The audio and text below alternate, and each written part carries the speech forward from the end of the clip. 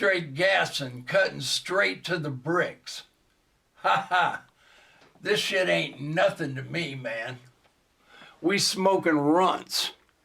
Shorty got a BBL, took that shit out because she couldn't run. I had to do it to them snipe. I went Judge Judy on that pussy snipe. I'm not loyal to anybody. I'm a demon. I have no loyalty for anyone. Never did, never will. Shorty chose to be with a demon. Sounds like her problem to me. Ha ha. This shit ain't nothing to me, man. My money longer than James Cameron.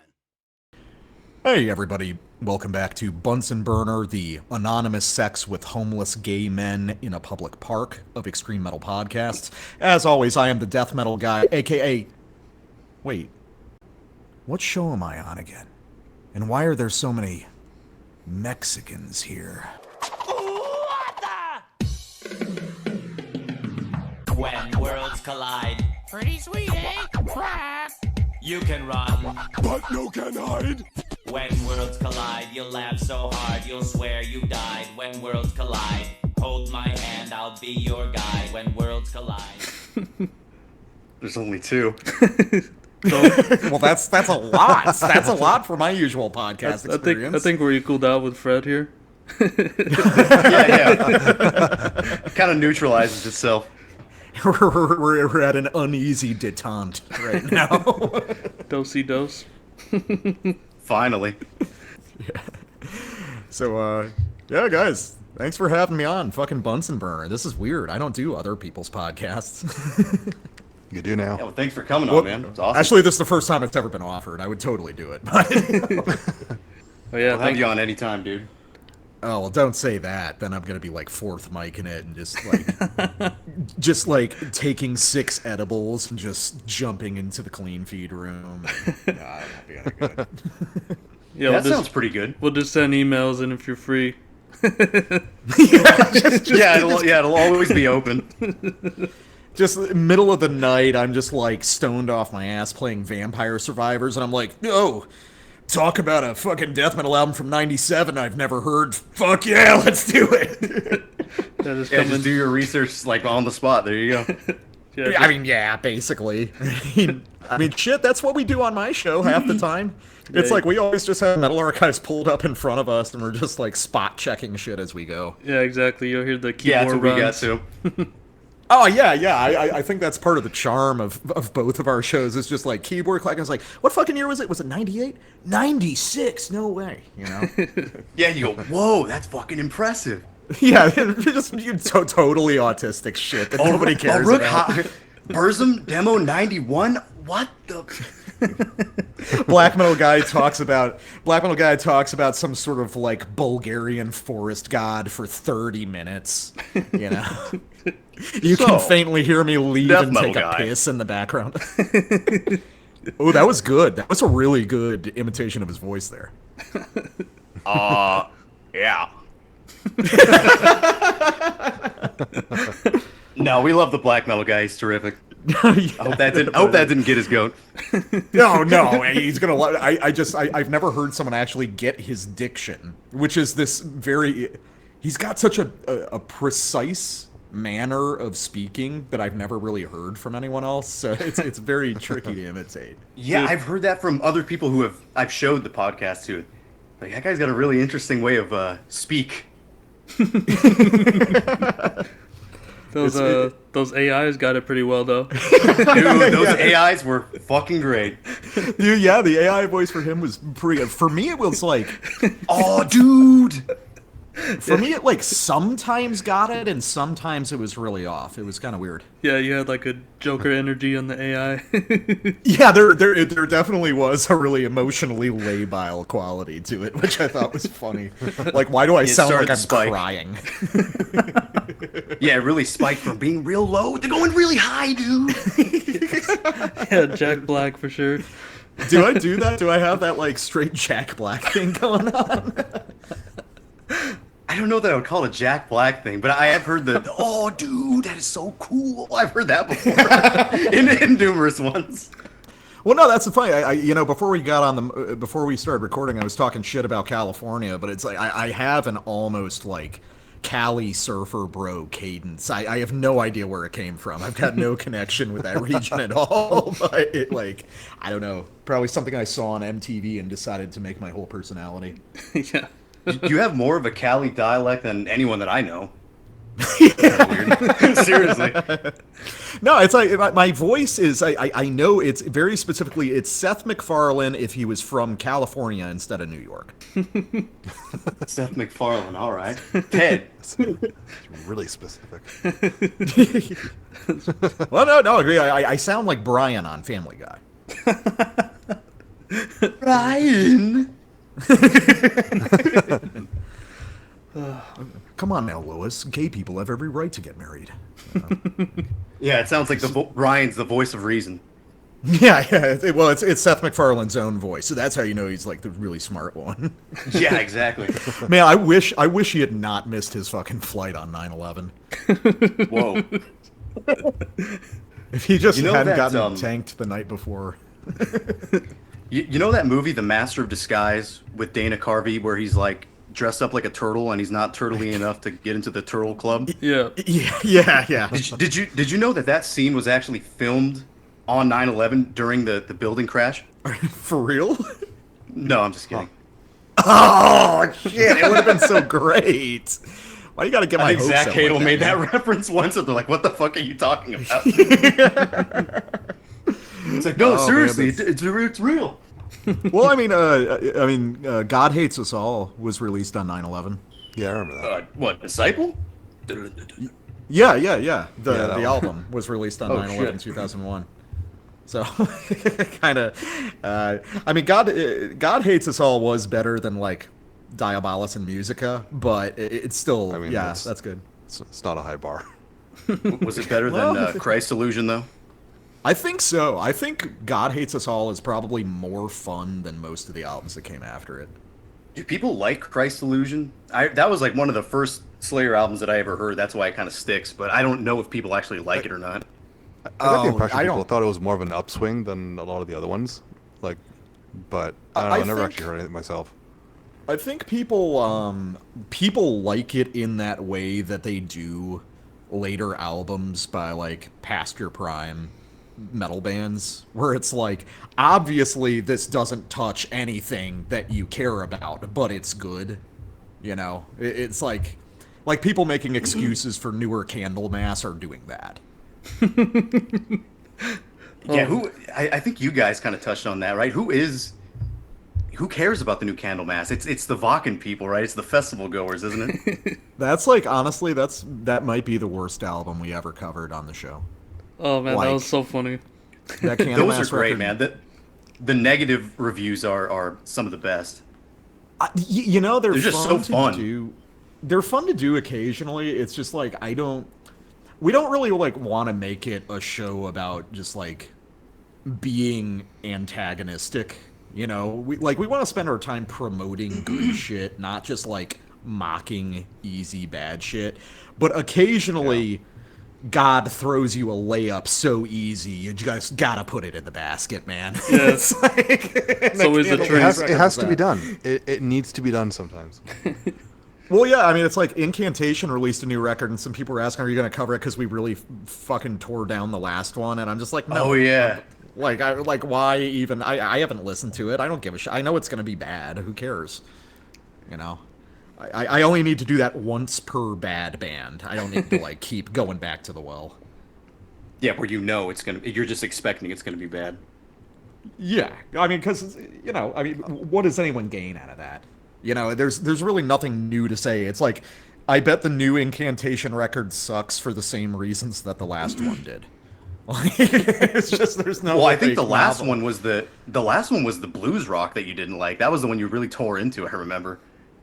Yeah, there's a bunch of like really dumb kind of blues stuff that goes on, and it just sounds tired, and it's just retreads of old Incantation songs, you know, like, because we did like, I remember on that review we did like a 1-to-1 comparison of a song off one record and like Christening the Afterbirth off of Onward, and we were like, these are clearly supposed to be the same kind of song, but why does the early one work and the new one doesn't?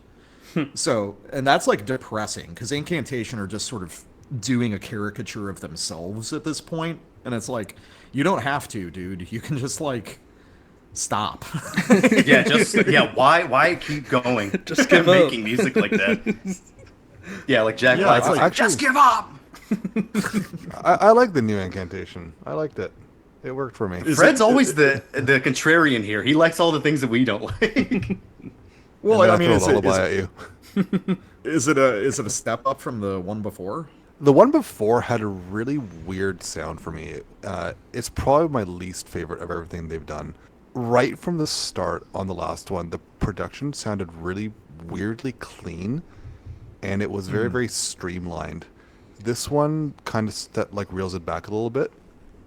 So it's more on the lines of like Vanquish and, I don't know, Infernal Storm sort of Okay. deal.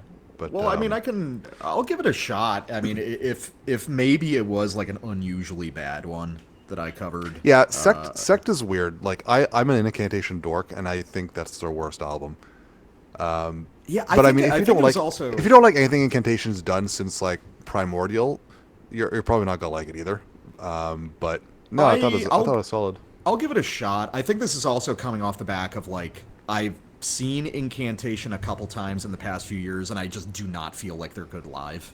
I think that was kind of feeding into some of my disappointment with the band overall. It was just a really sterile live experience, you know?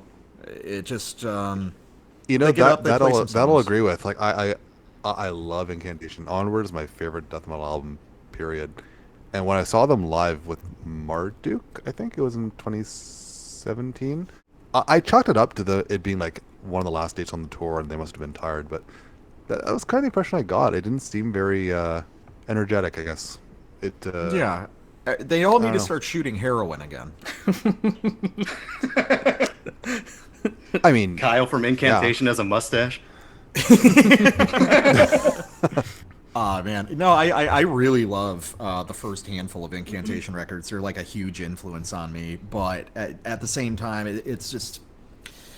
The other thing was like, seeing them live, it's like, I don't know, maybe this is dorky of me, and this isn't the sort of thing that I would say. It's like, I wanted them to be a little more evil, but instead they were just doing kind of like metal bro shit. It's like, oh man, it's so great to see all you fucking people here, man. We're ready to have a good fucking time tonight. And I'm like, dude, like, commit to the bit a little more. Can you like talk about the devil or something? Like, dude, you're like practically telling me to tip my fucking bartender. You wrote Onward to Golgotha. Like, what are you doing? Like, you don't do this to me. As opposed to my stage banter where I go, my throat is fucking dry. Your stage banner from seeing you live, your stage banner is don't say anything.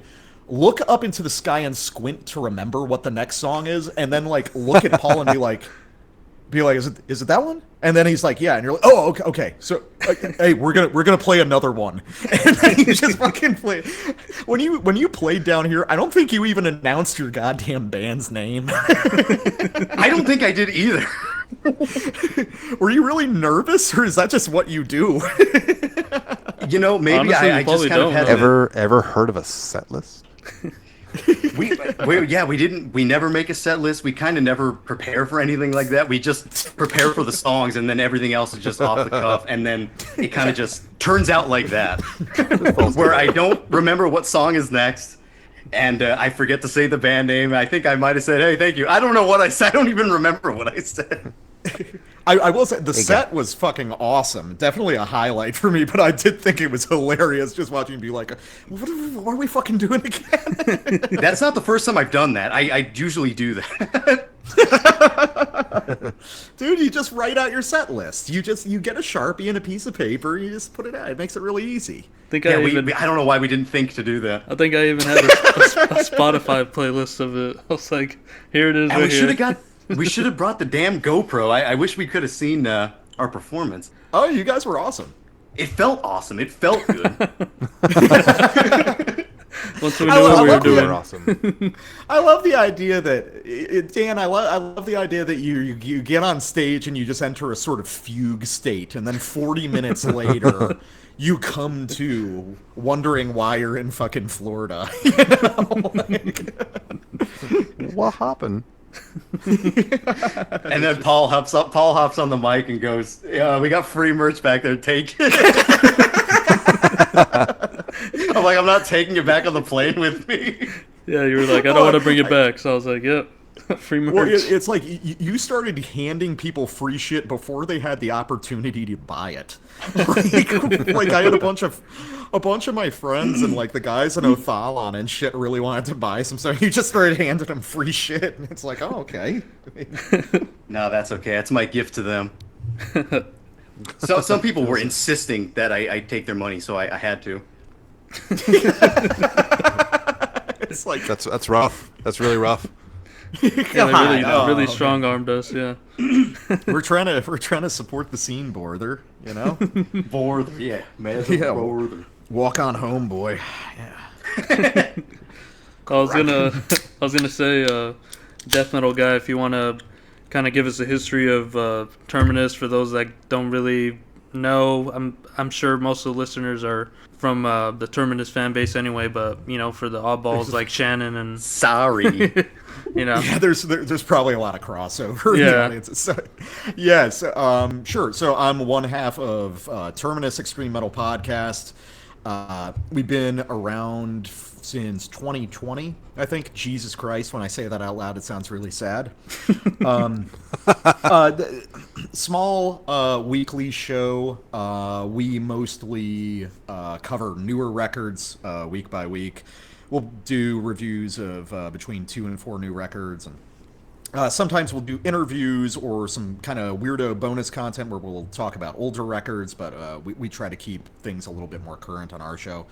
And it's just a pretty in-depth, detail-oriented record critique stuff. We try to emphasize like really keeping in touch with the history of the genre, trying to place new developments historically. We dabble in a little bit of music theory here and there. If you like Bunsen Burner, you will probably like Terminus if you are just a really deep extreme metal autist, which I think is safe to say everyone listening to this probably is, and my show as well. So yeah, and that is how I originally met Paul and Dan, was through the show. So it's we're coming full circle, you know. yeah. But I've been, I think Daniel was listening to you guys before. I think with the Morgul episode a while back. Yeah. There was a Sam Hyde reference in there. Right when I heard that, I'm like, okay, I like this. Well, and then you guys sent us the first Galicia, and we put that on the show, and I think that's how you and I got talking, right, Paul? Yeah. So I was just listening to, you know, all the episodes. I just burned through it. Like that took up like a couple, maybe like 2 or 3 months, just burning through your back catalog. And then I was like, you know, up and joined the Patreon, and you know, rest history. Yeah, it's it's been really cool. Everybody check it out. Terminus Extreme Metal Podcast. It's on Spotify and Podbean and YouTube and wherever else you listen to podcasts. So yeah, fun show. Shout out to Podbean. Shout out to my boys at Podbean. We're all gonna make it.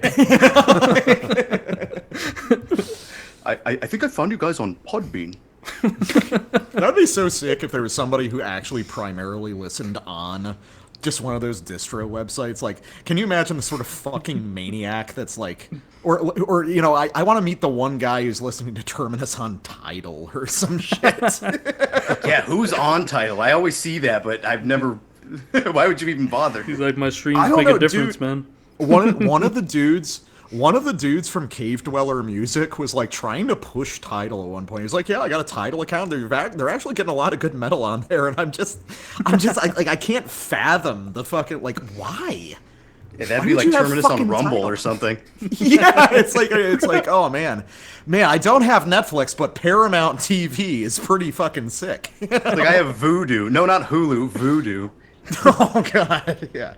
I don't know. All these also ran services. I don't really know what the purpose of any of them is, but you know. Well, I yeah, think that's how Podbean Nick puts 'em on Heshenfirm. everything. That's how Nick Heshenfirm found you guys, right? On Podbean. He I can't remember. We started talking to Nick super early, like 10 episodes in or something. I can't really remember what the impetus was. I think it was that we covered the Ancient Gate EP that came out in 2020, and I think he found us through that. Yeah, I want to say, but that was like super early. And then both me and the Black Metal guy had we'd been more or less in those sort of like Anus, Dark Legion's archive circles before. So, but we didn't know Nick personally. But then he reached out, and then we've been talking online ever since. Yeah, I think I've only used the Podbean like when they're not up on Spotify and like YouTube, but it's like 5 minutes later they're up there. Yeah, they're still populating. Yeah. I think I used Although, Podbean for the Galicia album review because I couldn't wait. and then we tore it Going to to last shreds. resort Podbean. It's always there. I love the idea.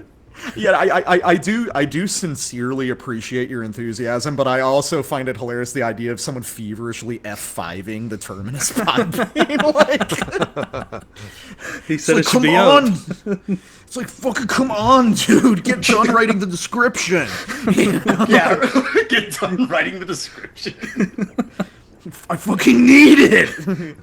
I don't but need. no I don't shit, need the that, I don't need the song timestamps anymore. Just give me the episode. Yeah. I just know it by feel. I can just find it in the timeline. In the ether. Yeah. No, but no shit. Yeah, you guys' reviews that really like lit a fire under our ass for Galicia and like setting us up with Heshenfirm and all that. Oh, I mean, that's cool. That's like, I'll say something very gay. You know, that's ahead. really what it's all about, dude. It's all about the fucking community. It's all about the fucking scene, man. It's all about taking care of each other, because you know it's fucking underground music, man. We don't have anyone else. We don't have big fucking labels to rely on. We don't have like millions of fans. We just got people with fucking passion. So if I can put two of those people together, man, and they can fucking make something happen, that's what means a lot. But no, in all seriousness, like it is cool. Like my favorite thing about the show is people from different regions or different scenes like connecting and starting to do shit together. Like it's been really cool watching stuff happen, like the stuff with El Crust out in Vietnam, like watching them grow and connect with other people that are in our kind of sphere of people we communicate with. That's awesome. So, I mean, if we were able to help in some small way with Galicia and Heshenfirm, Oh, definitely. I mean, that's awesome, dude. I think that's really cool, because like one of the points of the show is really like, yeah, we make fun of all this shit, but like do shit in real life. Like go and connect with people, put out records, put on shows. Don't just be an internet metal autist. Like it's like we understand the problems with like the bog standard metal scene, and we know that there's like a bunch of annoying people and there's a bunch of dumb people and there's a lot of shit that is harder than it needs to be. But like don't just talk shit about like you know, don't just talk shit online. Like get out there and do stuff and make it better. And yeah, no, it's just it's very humbling every time I see those connections get made and we get more like smart, good shit out in the Smart, world. good shit. Yeah. I mean, Galicia is very smart and very good shit, so I'm like happy about that. Awesome, man. Thank you. Oh yeah, it's a fucking sick record, dude. Because you just ripped off Axis a bunch, so I mean that's good. Kind of. Yeah, I mean, primarily, if you can look at it that way. You can look at it that way, or you can like really. I'm gonna have to side with go you because I'm dissecting. gonna have to side with you, Dan, because he messaged me for the first time, going, "Hey, you posted Sacramentary Abolishment. You'd probably like my band." That is how I met Fred. I searched hashtags. Yeah, it says FFO, Axis, and I love the idea of like searching for fans. Dan, what was this on like Instagram or? Yeah, Instagram. Yeah. Okay, I there's something so perfect about like you fucking feverishly typing in hashtag sacramentary abolishment Yep. into Instagram. There's something so fuck, man. If you were a little bit older, you would have been looking for a metal girlfriend on Vampire Freaks or something. like it's got Freaks. it's got that. I'm looking for a fan. Please help. It's got that hard fucking autist energy to it of just like, man, I just want to meet more people to talk about the distracting stone with. That rules, dude. It seems hard, but it's much easier than you would think.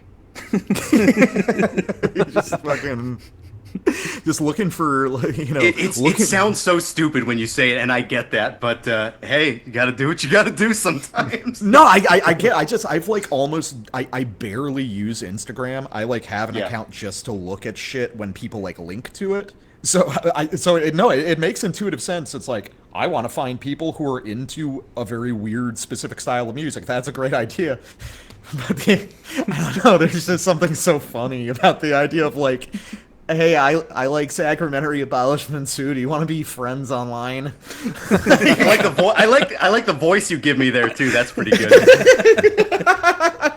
A good nasal tinge to it. Do you want to share patch jackets? You know, like, Better not hashtag Axis of Advance, boy. better not be digging up that interview with Vermin, boy. Go live whenever I want.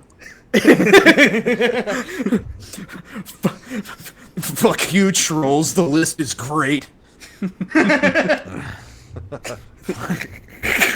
Can we just talk about King Cobra instead of music?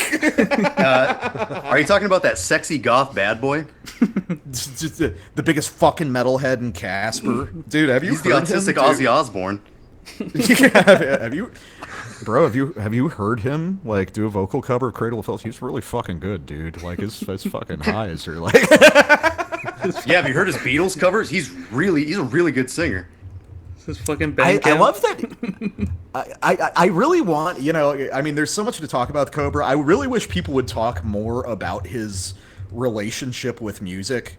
Like, people have touched on it before, but I love the fact that he just clearly doesn't know a fucking thing about any of this stuff that he claims to love. He could name, He doesn't like, really call himself a metalhead or anything, does he? I think that he used to more than he does now. He barely calls himself a goth now. He barely does anything. I mean, that's what sucks. But Well, he makes mead poorly. yeah, oh god, dude, the mead videos those are fucking rough, man. Have you seen when he ate the cat food in the burger? Yeah, not the burger one. I saw the initial cat food eating video. They sent him I love that there's They sent him a multiple. Big Mac, dude. They sent him a Big Mac with no meat or cheese, just extra sauce. And his own to the trolls was to put cat food in it and eat it. Well, I love that his initial own, when he got the cat food, was to eat the cat food. He's like, yeah, I'm fucking owning my trolls right now. Like, that's almost like that has, like, big humiliation fetish energy to it. Well, he does that all the time where he's like, oh, this is, I'm just a retard asshole, can't do anything right. He'll, like, totally self-deprecate him, like, all the time.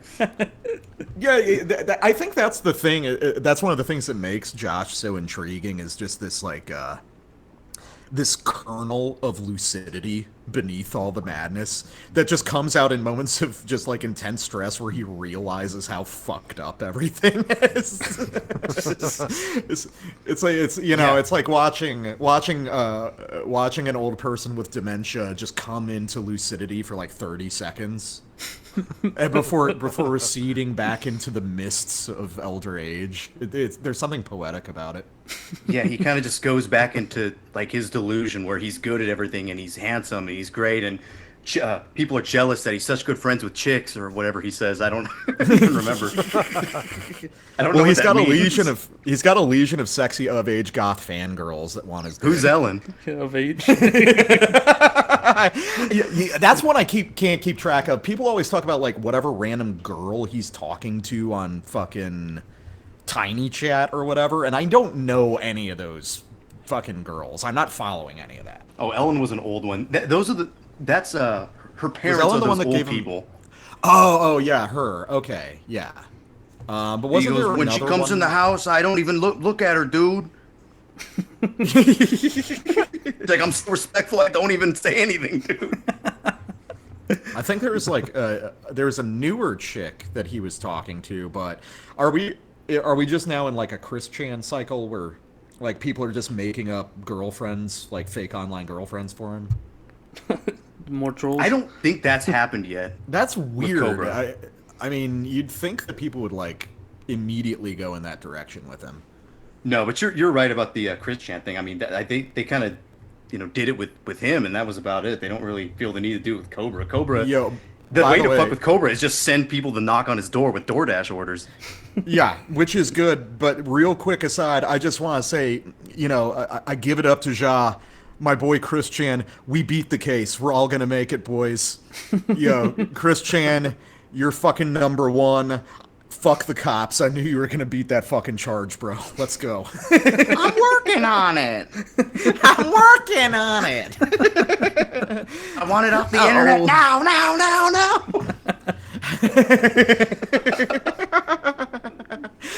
My medallion is made out of Crayola fucking model magic.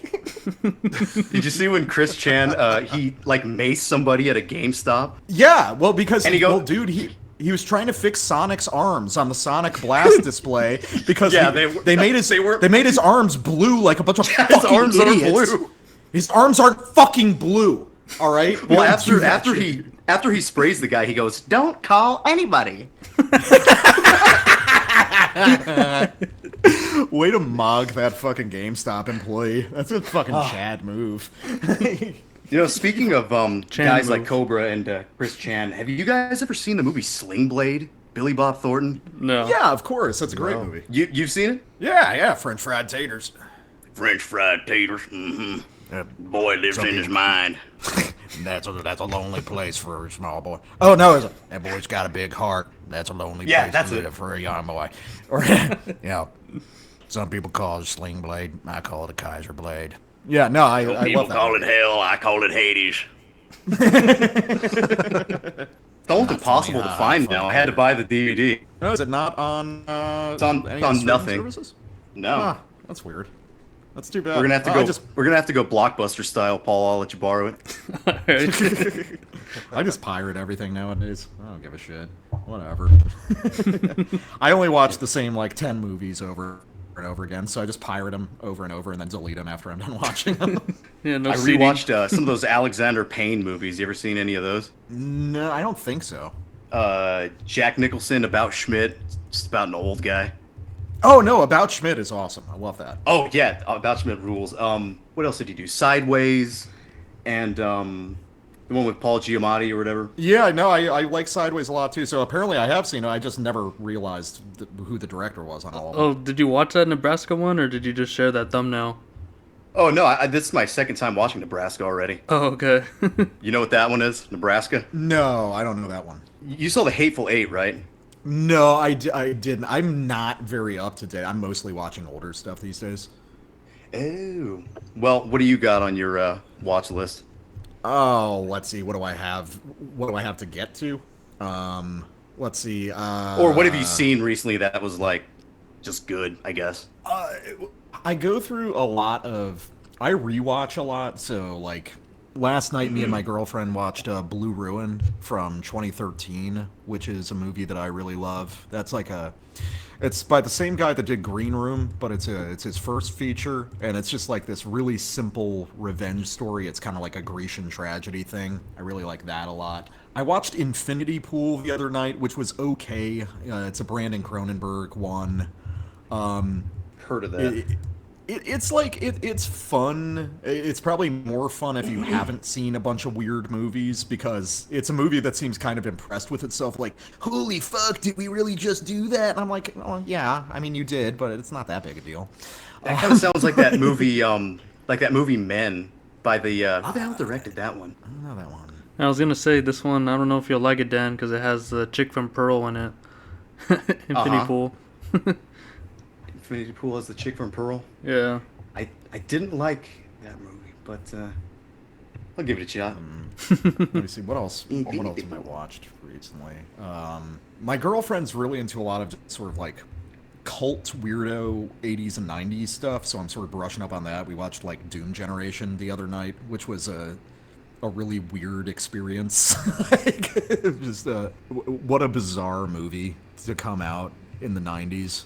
I don't know that I would watch it again, but it's probably worth taking a look just because it's so odd. But yeah, no, so... This chick looks like that E-girl with the, like, New Yorker split haircut. Oh, with the girl from Doom Generation? Yeah. Oh, yeah, well, that chick is, who is Marilyn Manson's old girlfriend? Or maybe she was a wife for a while? Dita Von Teese? Fuck. No, the one who was, like, in Penthouse. Yeah, that was Dita, wasn't it? Maybe Rose McGowan. Rose McGowan. Yeah, it's early Rose McGowan. And you do get to see her mostly naked in the movie, which is cool. All right. I mean, that's like a high priority for me. Yeah. Like, it's like most of my favorite movies are based on tits that appear. There's none in Blue Ruin. There's only sadness in that movie. But, you know. Never seen Blue Ruin, only seen Green Inferno. Green Inferno or Green Room? No, Green Inferno. Oh no, I still haven't seen that. I do have Africa Audio downloaded. I need to watch that soon. I don't know what that is. Oh, You know, that's one of the really early Mondo movies. One of the exploitation ones. Oh, kind of like Cannibal Holocaust or something. Yeah, but this one was like documentary style. It's like a documentary about like savage practices in Africa that you know, it's like half fake and half real, but it's like one of the first in that style, and I wanted to go through a bunch of those Mondo movies and just see if there's something really to dig out from them. I just remembered there was a Sling Blade reference in Family Guy. I think it was like Lois's brother is the fat guy strangler, and Stewie just does the French fried taters thing. And then I think they go to like Peter's house. There's a bunch of dead fat guys upstairs, and he's like, "There's a bunch of dead fat guys and a half dead fat guy." And the half dead fat guy goes, "Hey, oh yeah," he goes, "Hey, you gonna eat that dead fat guy?"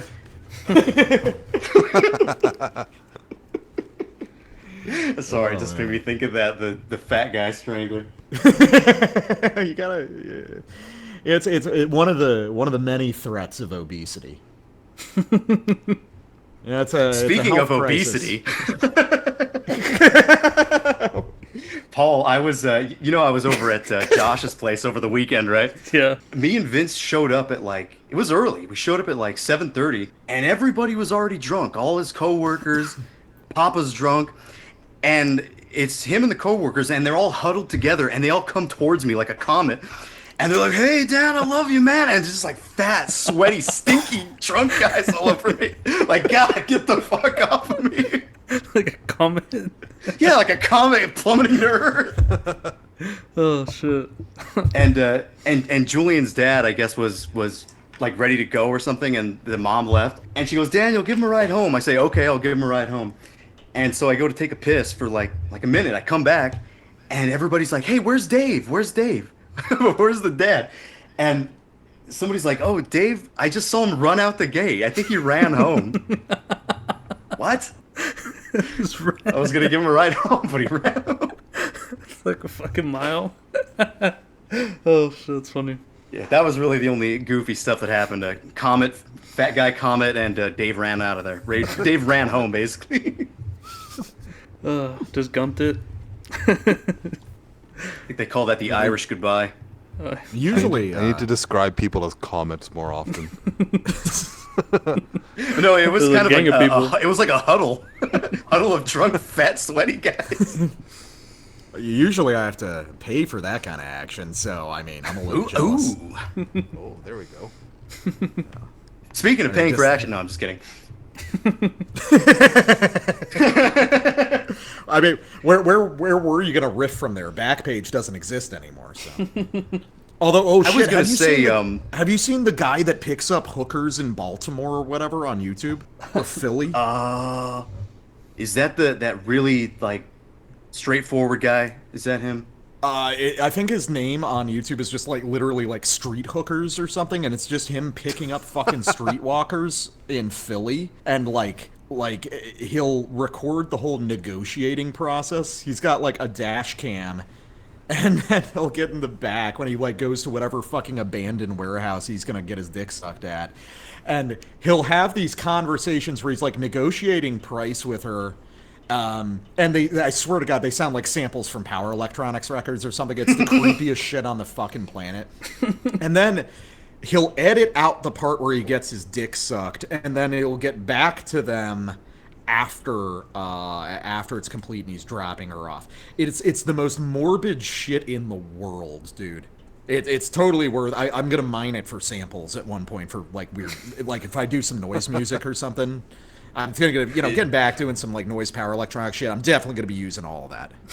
Is this his channel, Street Documentary? Let me see. Street Documentary. I'm looking at one. No, It says sexy mini hooker. It's a midget hooker walking down the street. let me see. Street Documentary. He might have had to change the.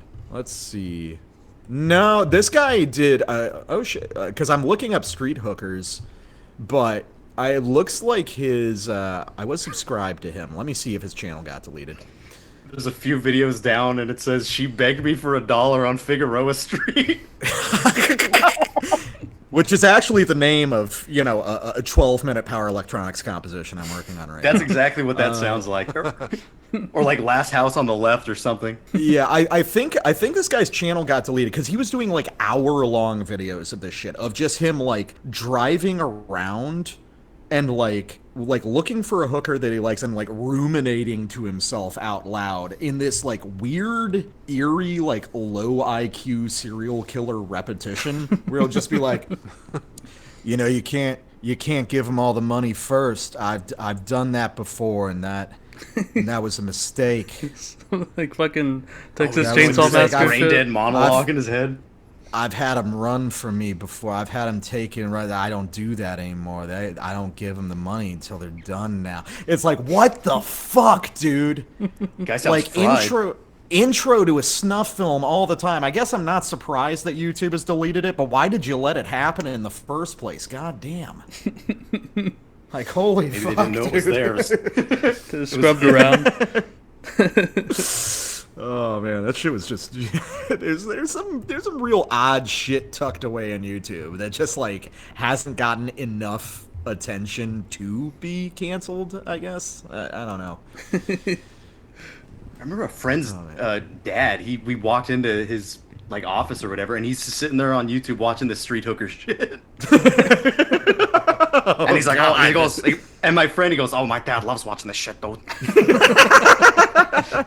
And Paul, you already know who that is, right? Yeah. Oh, dude. Oh, dude, there's nothing worse than like when you're a kid and your friend has like when you're 12 and you've got the friend's dad that's really into like being horny with the bros. It's like that guy. It's like, Where is this going? No, just like there's a whole vibe when you're like like right on the cusp of puberty, and it's like your friend's dad starts treating you like you're like fucking 19. And it's like you go to see a movie with your friend and his dad, and it's like some chick's tits around. He's like, "Yeah, I bet you fucking like that, don't you, kid?" And you're just like, "Fuck, man, this is weird." I was until you said something about it. Jeff's dad, fucking. Are you looking yet? Are you looking at? Now you have to look smoking yet? Hey, you got any fucking pubes yet? Let me see. Let me check. Speaking of kids... checking pubes. PUBE check. Pube check. Everybody have pubes, right? Okay, good. Yeah, mine are solid. They're doing good. Yeah. Oh, dude, I was going to say that I think all of us checked out the new Arghoslent. I didn't like it. Oh, yeah. I was disappointed. I haven't actually listened to it yet. I mean, we're gonna cover it on the show at one point. But Yeah, it'll I probably assumed be, you guys would. like, Yeah, I it'll can't probably wait be, for like, that one. next week. Yeah, I don't know. It seems like reaction's pretty mixed. Like, what's the deal with it? Feels rushed. Really? Feels like the rushed. Arghoslent formula without giving a shit. Yeah, and there was Now, like bear in mind, I haven't heard the whole thing yet, and I just played it on my phone speaker because that's all I have time to do right now. The production felt muddier than it should be. What I heard so far sounded like Arghoslent, but kind of more of the same without really standing out too much. yeah, there wasn't like much intensity behind it at all. And Yeah, I with, don't like, get me wrong. incurable What I bigotry, heard, there I was, don't like, think you know, it wasn't amazing bad, moments. but it's no Hornets, that's for sure. It's no any of their past material. They're one of my favorite bands, and then for them to just kind of shit the bed like this, just same thing with GBK. I felt like GBK was a little bit disappointing, but GBK Really? is better than this, better than the new Arghoslent. You see, I thought Kohanic Charmers was like totally comparable to the rest of the discography. Yeah, I didn't felt like it was like I didn't like regressing it as back much to like at Junior first, but Beast in not the after playing it a best few kind of way. times, I thought it was not as good as Kosherat, but it no, I liked it a lot. This one, Yeah, I don't know. I think it was. Arghoslent, I'm I not think it sure was yet. like as good as Judio Beast, so it's like in the middle. It's not as good as Kosherat, but nothing is as good as Kosherat, so whatever. Yeah, fair. I guess Arghoslent. I'll be interested to listen to that one because I'm not that into Arghoslent in general. So I wonder if I'm going to even notice like the problems that like dedicated Arghoslent Honestly, fans- you might not You if you're will. not that into them. No, I think it will. Right up front, it doesn't sound as good as the rest. Like it's even just like on level of production, it sounds muddy is the best way I can put it. The things aren't as clear, and that was one of the things with like Hornets and Incorrigible. It's just you can hear everything, and it sounds good. This doesn't sound as good, and I have no problems with the grittier production, but I don't know. It didn't sound like it would suit the sound the album was going for. Like the first half was kind of just filler to me, and then the rest of it seemed to get more highlighted moments, but it's just kind of dull compared to the rest of their highlighted moments throughout the discography, you know? And you would expect them to get better and better, but it seems to have plateaued. Part of the problem might be that in the intervening period between Hornets and now, you know, back when Arghoslent were active, there were basically no bands that sounded like them. Yeah. And now we've got an entire wave of like Arghoslent worship bands out there. So I think maybe that sort of magnifies possible issues with the style itself. Or it's just like you've heard more advancement from some of these younger bands, and going back to the original sort of ends up being a little bit disappointing. It's not really its own fault, but I don't know. I'm just spitballing. I'd say the older ones are much more original. This new one is just not like you said. It's not even as good as the worship bands. Yeah, that's weird. I don't know. It's Arghoslent for me. I mean, the central problem with Arghoslent has always just been like too Happy? Like no, not too happy. Too I'm fine jaunty? with that. It's more like Arghoslent will have. I think the way they pace riffs is really weird. Like they'll have a very cool, very bespoke, very dynamic, very specific kind of lead melody, but then they'll play it like 64 fucking times in a song, and it's like Arghoslent riffs are almost like too specific for their own good sometimes. Because it's like, I feel like a metal song, typically you should have highlight riffs that are really distinct, and you should have ones that are a little bit more just straightforward. You know, just create contrast and create peaks and valleys in the energy. And Arghoslent is kind of like, they had the admirable quality of wanting every riff to be a highlight riff, but it sort of makes the song sound structurally flat to me as a result. This is super autistic, weird, nitpicky shit, but I hope it's making some sort of sense. It's like no bridges, no like interstitial riffs to like make those highlighted riffs sound even more highlighted. Yeah, so like for instance, like a song that I pretty much like by them, Ghosts of Flossenburg, like the main riff is super fucking cool, but they come back to it like 4 times over the course of the song, and it's just like, I'm wondering if any of those Arghoslent songs really need to be 5 or 6 minutes long. Like, I think a lot of them could be tightened up, and you could cut off some of the repetitions, and they'd probably be punchier. But again, that's just me. They've always felt a little unwieldy to me. Yeah, too much repetition is a killer. sometimes, I'm especially with a band like that. Yeah, I'm particularly sensitive to riff repetition, so that just might be sort of my own thing. Yeah, I was Yeah, gonna. well, that was the thing you said too about the big riffs. It doesn't feel like hardly any of them are the big riff. Kind of, it feels like they don't give a shit. There was like a point in there, like towards the end of the album, there was like a parody of like a big riff in there, and it was just like, oh, it just feels like they just spit in the face of the listeners with that one.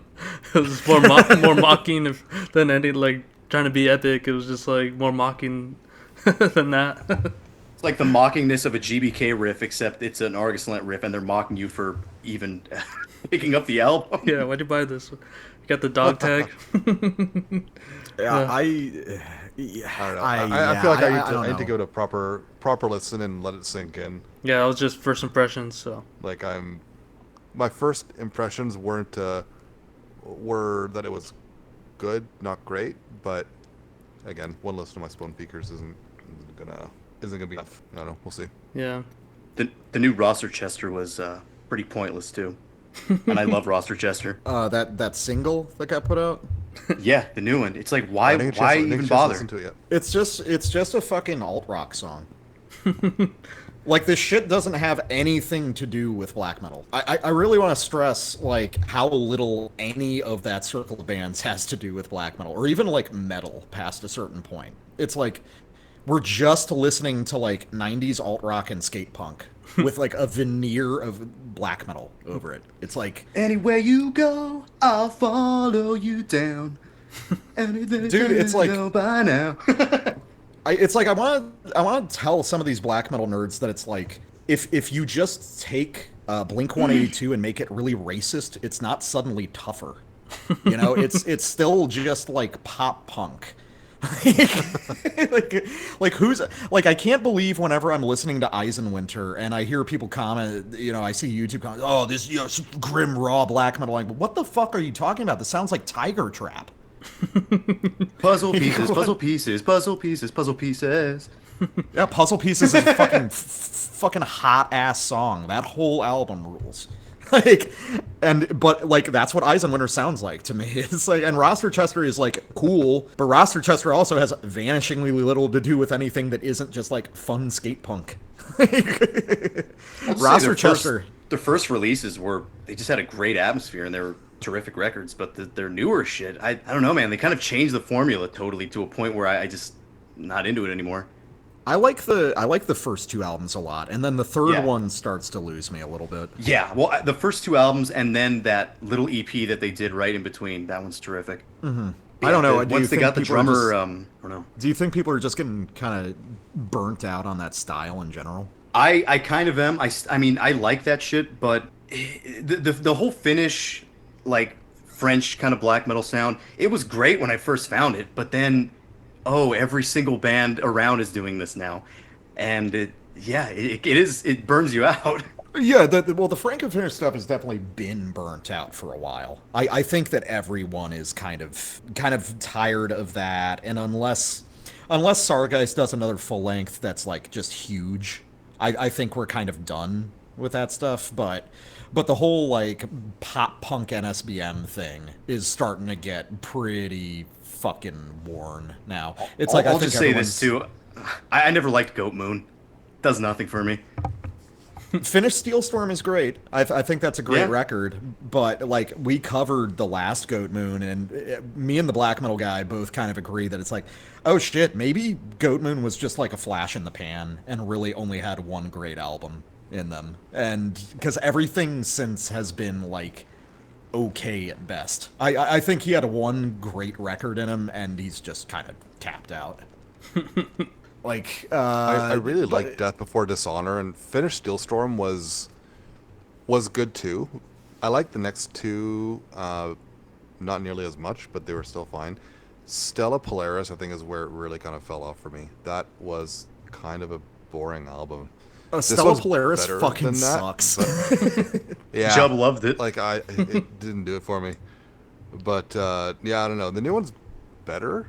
It's a step up, and I like it, but they'll never touch Death Before Dishonor. They've kind of gotten rid of that style anyways. Like, they'll never do that again. But yeah, I don't know. It's yeah. I think that Yeah, I didn't like the last one, but I think I'm also just, again, I'm burnt out on that style. Like, I've just heard so many different versions of that sort of thing over the past few years. Yeah, it's like, can I just, like, I was talking to the black metal guy the other day, and I'm like, hey, can we bring some just, like, really boring satanic black metal onto the show? Just, like, as a refresher, you know, because we put on so much, like, kind of like melodic, like all the stuff that's influenced by like folk and RAC and you know. Need to get back to the ugly. We'll do like buzzy BBH stuff. But then it's like, man, can I just hear some fucking fast songs about the devil and just like remember what black metal's supposed to be about? Like, it'd probably be for the best. And I say this as a guy who like regularly plays, you know, gay, stompy, folk, black metal shit in, like, my own bands and stuff. But it's like, well, everybody else needs to stop, though, you know. Yeah. And, Death Metal Guy, I wanted to pick your brain before we transition into the album that we're recovering. I forgot we were going to even do that, but... the what we're doing? Yeah, I wanted to pick your brain because what I really, you know, admired about your guys' podcast is your sort of, you know, love for brutal death metal, and how I know you mentioned that it's like sort of skewed from the rest of like metal and then just in extreme metal in general. I was like, do you think there's like what's the miscommunication between like, say, just regular black metal, death metal from brutal death metal, that like even war metal, because I feel like they're on the same extremes of like extremity, but just in a different sort of way. Like, what do you think? What do you think the disconnect is in there? I think there's a few possibilities. I think that there's a lot of different kinds of people that are disconnected from brutal death, and I think they have different reasons. But I think that fundamentally, brutal death, like war metal, is just simply not oriented around heavy metal as its defining structural characteristic. Because it's like there are, like we've kind of said on Terminus, you know, there's black metal bands that are heavy metal bands, and then there's black metal bands who are black metal, but they're not heavy metal. Yeah. So it's like Emperor is obviously a heavy metal band. Abruptum is not, even though they're both nominally black metal bands.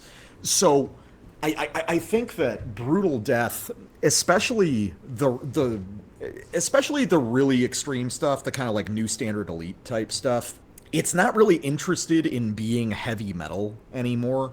You can't really hear the traces of Suffocation past a certain point, because like Suffocation was really extreme for the time, but it's still, you know, they were doing metal songs. Yeah, they have the thrash riffs in there, and yeah, but now like you listen to something like Trichomoniasis, and it's like, yeah, this doesn't, what the fuck, this has fucking nothing to do with, you know, anything with actual riffs. I think that's the fundamental thing, is a lot of the more extreme brutal death really is not oriented around riffs. Most of these guys, from what I've seen, are the writing process for modern brutal death is weird, because a lot of these are just projects that aren't playing live. These guys aren't really writing songs, like not in like, they're not like in a jam room and like piecing songs together. They're sort of writing these things on the fly. They constantly talk about, like, I don't even remember what I fucking played, you know, on some record or another. It's like they write something, they learn it, and then they just dispose of it, which is not a problem, but it's a very different methodology, because guitars in very extreme brutal death are mostly there to provide, like, noise and timbre. Yeah. Listening to something like Trichomoniasis or Enmity, or you can kind of lump in extreme gore grind stuff like Last Days of Humanity or the Mexican Disgorge. You're not listening to any of that for riffs. You know, you're listening to it as though it's noise music. It's all about timbre and texture, and I think that, honestly, I think it's kind of fine that it's broken off into its own scene, and I think it's okay for brutal death, or at least this style of it, to just become its own thing, sort of unmoored from heavy metal. It's clearly after different things, because, I mean, there is no relationship between Enmity and normal death metal at a certain point. It's existing in its own fucking universe that really has nothing to do with old school death metal. Yeah, so it's I completely think that's alien. the yeah. So I think that's the primary disconnect, is that it's not really riff based, and it's not designed to be memorable in any sort of traditional way. It's not even really trying to, make music in the way that most of us are familiar with. So I think that the real opportunity to spread out into another scene is probably like noise guys picking up on brutal death. I mean, listening to something like Trichomoniasis, which is just one of my favorite records of the year, Makeshift Crematoria. It's going to be probably like in my top 5 at the end of the year. That is just such a bizarre experience in terms of timbre and rhythm and just horrible sloshing noises that, like, I'm a big power electronics guy, and I think there's other people that are into that sort of thing that would find a lot of purchase in brutal death. But I don't think there's, in terms of bringing people who like deicide into new standard elite style brutal death, I don't think that's going to happen, and I think that's okay. Yeah, I understand that, because when you described like Emity, I believe it was, I don't know what, I think it was a Trichomoniasis episode where you're saying it's just more like a meditative experience, like just listening through that. Yeah, you're not really getting, oh, there's the riff, there's the slam. So Enmity isn't even like heavy in a traditional sense, it's like you don't even like headbang to it. You sort of like thoughtfully nod along with it. Yeah, it's like maybe try to figure something out. Yeah, there's slams, but they're not designed for you to like mosh to. They're just kind of there. Yeah. Yeah, because I was like thinking, because we covered that Dawnfall record with like horrible production, but I feel like the brutal death metal, like in that vein, the production is like horrible in a different sense, where it's not really like I don't know if it's like intentionally Dawnfall's record was that raw, versus like it seems like they're trying to make this shit the most unlistenable as possible and shit. Oh yeah, I mean there's definitely an arms race to just make the most unpleasant sounds in the world. But I listen to a lot of gore noise and stuff like that. I like a lot of stuff that's purely textural and timbral, and I think there's a lot of exciting things. Yeah, I think there's a lot of exciting things that you could do by experimenting intensely with texture and timbre in extreme metal. So I think there's things to take away from those styles of brutal death that could be reincorporated, but insofar as that sort of rejoining metal, I don't think that's going to happen. And earlier in the history of the show, I said something to the effect of, stuff, it's strange the way these things have moved. Like, slam death has also, like, sort of just jettisoned off of the metal scene. Yeah. And now, like, slam death and beatdown hardcore and, like, down tempo all have this sort of, cloistered off, like, walled garden scene of their own. It's like we've got the greater breakdown scene that is just all that kind of stuff put together. A bunch of people realized that what they really liked wasn't a specific style of this, but they liked these kinds of rhythms and tempos and timbres. And they realized they could find that from slam death or from down tempo or from just like really brutal beatdown hardcore. You get the same sort of kicks from all of them. So it makes sense that you would listen to all of them. But that's another case of like a fringe death metal thing that's really disengaged from the metal scene as a whole. Yeah, because just from, I wanted to ask you that because, it's like you're the only one that I can find that actually like talks about this shit like that, rather than like, the Jimmy from the Blocks and the Julian Gonzalez's are just like, this fucking heavy, man. Like, fucking heavy, man. No, I appreciate that, and like Jimmy from the Block fucking rules. No, he, he's really sick. Yeah, he's pretty cool. He really knows his stuff. He put like, J-Dog in his place. Yeah. Yeah, I've found so much shit through Jimmy. Yeah, same here. I ton and all that. But I do agree. It is kind of weird because I feel like we're in such a fertile period for brutal death right now, especially amongst this really extreme stuff. And I feel like there is kind of a missed opportunity by people not, taking it seriously and trying to talk about it in, I don't want to like say more high-minded or more academic, but just like more serious about art. You know, I think these are serious creations, and I believe they should be treated as such. And yeah, they're very brutal and sick and cool, and that's why I like them. But clearly, there's more to it. Yeah, because like even when you mentioned with like Nikhil, you're like, yeah, you're seeing these projects coming up more as like jazz sessions. You know, they got like the big heads and you know, the scene that are coming together and doing these one-off projects. You know, not there for being played live. You know, they're just kind of experimenting or going with the sort of sound that they can't really do with another project, you know? Yeah, I think that's been really interesting. This odd, like, sort of jazz session thing that's been happening in Brutal Death. I think it's really cool. I think that Brutal Death is a great example of, like, Brutal Death as a style has sort of hive mind decided that it wants to do something very different from regular death metal. Yeah. And they've achieved that by not just changing the sound that they're going for, but changing the methodology. You know, changing the way metal bands work. So you can have these sorts of one-off projects that are just internet coordinated that don't function like bands in the traditional sense. And the way personnel work can be very different. Like that Focal Dystonia record we covered a couple years back, which is a couple big names from the Brutal Death scene and just a different vocalist on every single track. Yeah.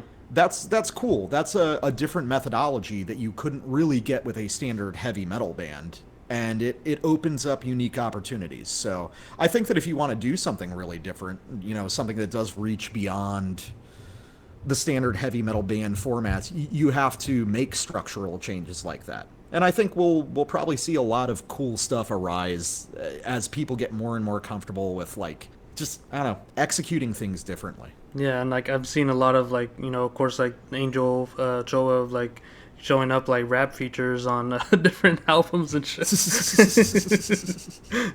Yeah, the Brutal Death guest vocal thing is extremely funny to me. It's like, because I've done that a few times. I was in a slam death band for a while, and I've guested on a few other people's tracks, and it's like, oh, this is great. You'll get to hear a guy make gurgle sounds very slightly different from the main guy. It's like I was saying that to a buddy of mine who does the same sort of, like, you know, inhaled gurgly Brutal Death vocals, and it's like, why do we have guest features? We all sound the fucking same. Like, I'm not doing anything special. I sound like all the rest of the guys that are doing it. That's funny. Any excuse for the homies to hang out, I guess. Yeah. Well, yeah, that's why we're here for this record, right, that you brought on? Sure. I guess you want me to just, like, intro it real quick? Yeah. Okay, so, yeah, you guys hit me up, and you said that you wanted to talk about, like, it's like, hey, do you want to be on the show? Can you bring on a record that's, like, kind of older or, like, obscure? And I thought of this one because I don't know, I've been thinking about this one a lot lately. It's a really fun record. This is the only full-length by Visceral Evisceration, titled Incessant Desire for Palatable Flesh, released on Napalm Records in 1994. So Visceral Evisceration is an Austrian band. They only put out this full length and a demo. Then they actually changed their name to As I Lay Dying, ironically, yep. And like put out one demo and fell apart. The other guys, I mean, most of the guys in this band didn't really do much else except for the guitarist, vocalist, who did a project called War of Conquest that put out a record in 2010, which is one of the weirdest fucking things in the world, and you should totally try to hear if you can find it. It looks cool. It's crazy, dude. It's so fringe. I fucking love it. It's like some Arab king. Yeah, dude. Totally bizarre. It's like the most gorked fucking thing you've ever heard. It's like Novgorod. But I really... Yeah. It's super weird. I've only ever been able to find a couple tracks from it. Like, I can't even find a full rip of it anywhere. So I'm thinking of trying to hunt down a CD copy on some obscure distro. Not even on BitChute, huh? No, not that. Not Rumble. Even my secret Telegram groups don't have this one. Yeah. Fred, you got a copy? No, Visceral Evisceration is really interesting because, like, on like metal forums in the 2000s, this is like a niche I'm really fascinated by, is like records we would talk about in the 2000s that if you were on metal forums at the time would be seen as like borderline classics that are completely forgotten now. This record was very standard for like serious metal guys to listen to circa like the mid 2000s. Like if you were talking about doom death, like early classic era doom death stuff, you'd hear about all the classic Peaceville bands and then like Disembowelment, and then somebody would talk about this record. Nowadays, nobody's heard of this fucking thing, which is really disappointing because I think it's awesome. It's the Peaceville record that never happened, but I think it's actually better than a lot of the classic Peaceville material. Dude. Yeah. What? Same, dude. I feel like it's better than a lot of that stuff. Yeah, it's really fun. The whole gimmick of the record is that it's very romantic, very melodic doom death, but with like really extreme gore lyrics. Which is like a fun novelty, but also it's a valid question of like, well, why not? Why can't we have this sort of aesthetic with music like this? It's a fun contrast. It also creeps into like pretty advanced melodeath territory sometimes in a way that seems ahead of its time. Like 94 seems very early for some of these riffing ideas. And I also like the fact that it's a very immediate record. You know, this record, like, it opens with, you know, a big growl and a really cool melodic riff. Like, we don't have a 3-minute fucking piano intro. Yeah, it just starts. Yeah, it just goes. Like, this wants to be a heavy metal record. And it's like, I think a lot of the Peaceville stuff, as good as much of it is, like, it always wanted to be goth rock. You know, they found their way to it. Like, almost all those bands become goth rock on a long enough timeline. But Visceral Evisceration really just wanted to be a fucking heavy metal band. And I think it's really cool. This is so weird talking about a record like this on a different show. So I guess, well, you guys, Dan, Paul, Fred, yeah. Have you guys heard this one before? Or... No, I've never heard this. I know Dan says that he has before, right? Yeah, our band member James from Mist of Twilight, he actually showed me this back when we were doing that record. I want to say 2020 he showed me this. Mm-hmm. And my immediate thought, I actually looked back in some of our chats on Instagram, and one of the first thing I said was, this is better than the Peaceville shit. Well, yeah, I think I think the melodeath stuff that's so entrenched in here is really important to why it's better than a lot of that. Like the sort of slowed down melodeath riffs become a sort of interstitial material that helps get you from one big doom section to another without ever falling into that sort of like really dreary, repetitive, like boring doom. Some of the places My Dying Bride would go, like listening to Angel in the Dark River, where they're just sort of like hanging out, like being sad for 4 minutes at a time. There's none of that on this record. Every time you would just forget. Yeah, you forget you're listening to a song.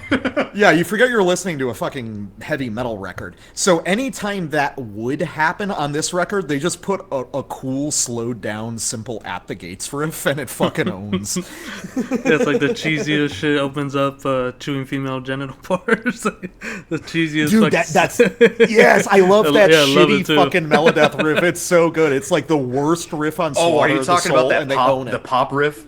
It's just the intro riff.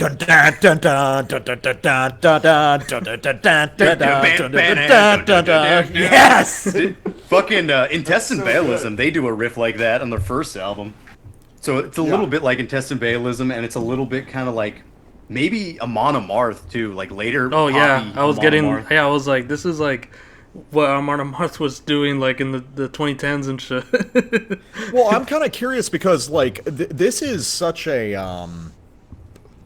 early record. You know, 94 feels really early for this thing. So I'm wondering where some of those kind of pop melodic death metal ideas came from, because like, I mean, the first Eucharist record was in 93, but that's definitely not doing pop stuff.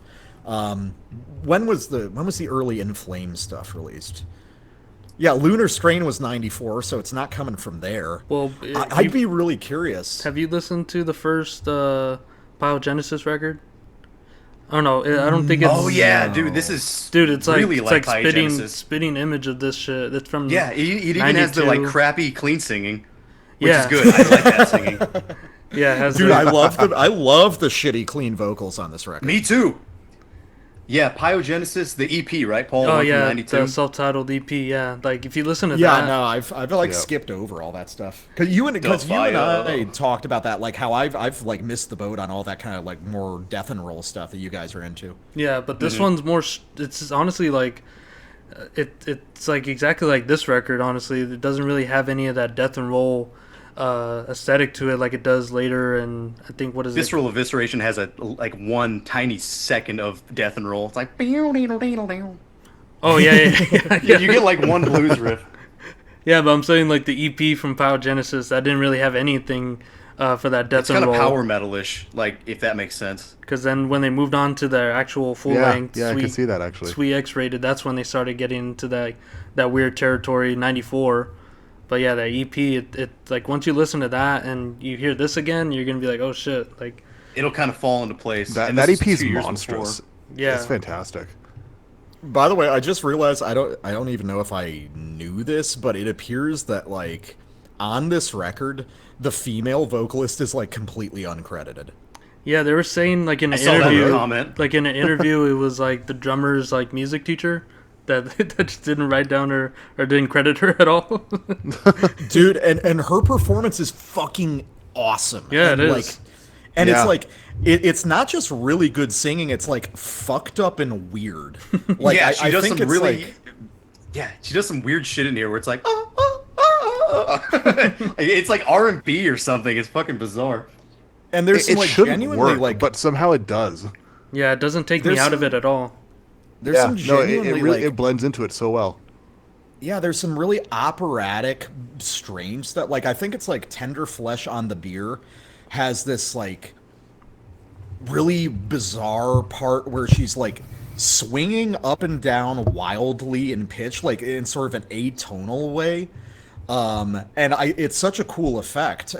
She's not just being used to do, ooh, angelic fucking female vocal melodies. They're using her voice in this sort of like, like the shockingly intense moments of classic operas where they're like getting into almost scream territory, because they're delivering with such like high volume.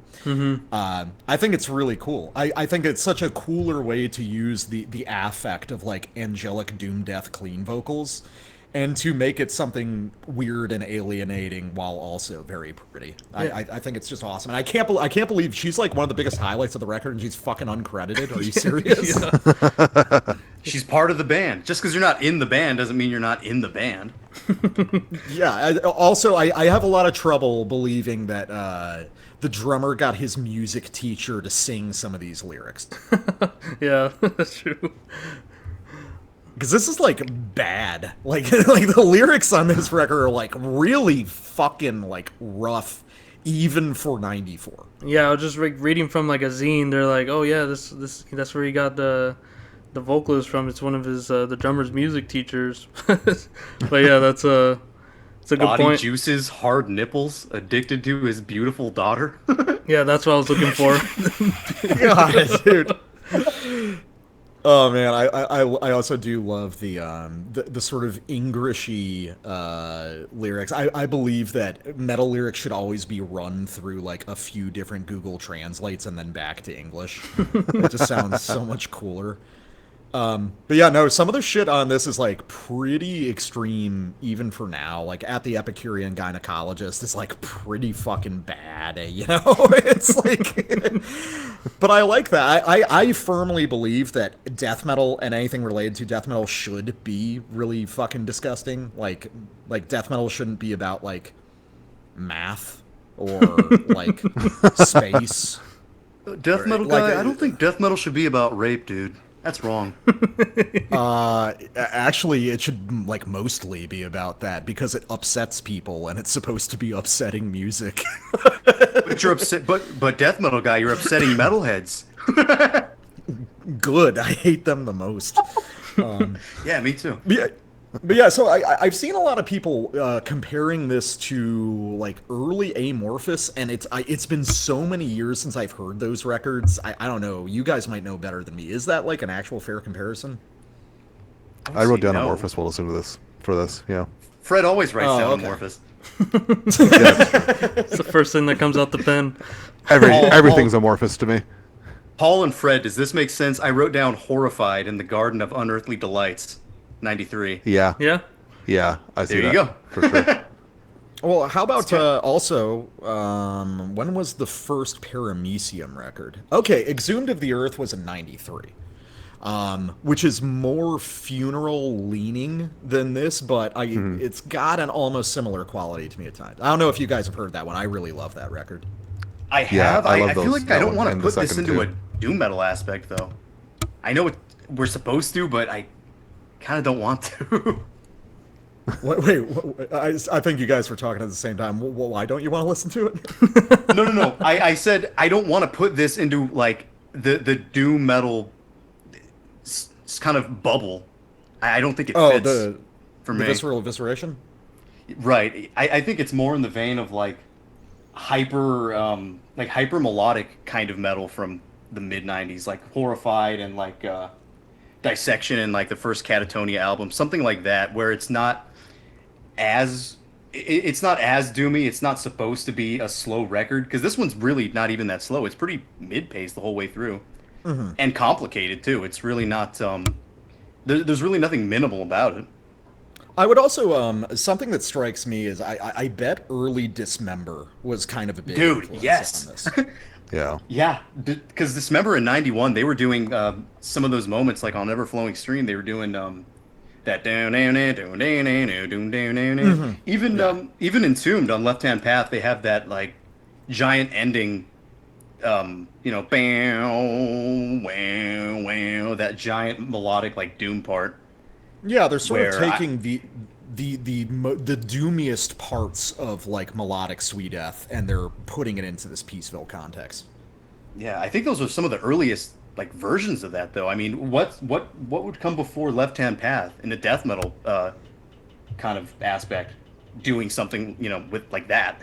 Where would that even come in before Entombed?